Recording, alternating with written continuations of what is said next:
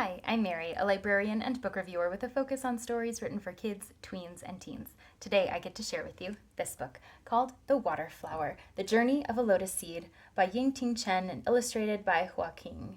This story is about the lotus flower, and in the autumn, a lotus seed floats to the bottom of a pool, and there it sits and waits until the time is right for it to start to grow.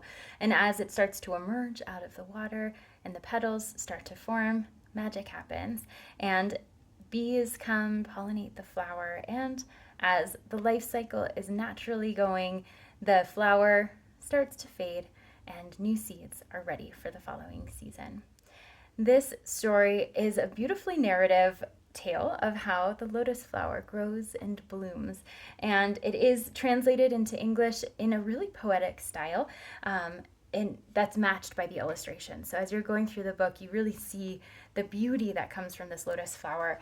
And you have lots of watercolors. So the fact that you have a lot of greens for the leaves and then pinks and a little bit of gray and blue for the water, but pretty much that's it. So you don't have a huge number of colors in here, but the colors that you do see are very reminiscent of this flower. So if you're familiar with the lotus flower, you'll recognize a lot of it. And it's also great how the path of the flower comes alive through the illustrations.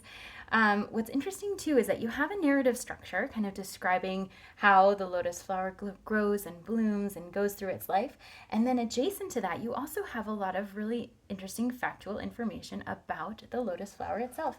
So you have names of parts of the flower, you have some information about how the flower is growing and the science behind it. So for readers who are interested in botany and science, there's a lot to take in here. There's a lot of vocabulary that is incorporated into the more scientific elements of the book. And there's a lot to consider as far as how this particular flower grows and blooms.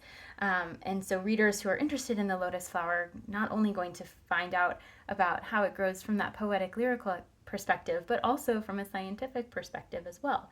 There's not a lot of description outside of the book, so there isn't any back matter in this story, but it's a great stepping stone for kids who are interested in learning about flowers and how they grow, and then all of the elements of botany and of plants and how they're put together and how they grow and change from season to season.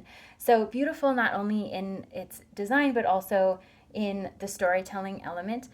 Great for a wide range of readers for that reason too. You can focus on just the narrative component, or you can go into more of the science for older readers. And the book just is a really calming, soothing kind of story because it's just talking about plants and growth and natural occurrences. And then also the visual elements of it bring that calm to the storytelling as well. If this sounds like a great fit for you or for someone you know, I hope you look for it wherever you get your books.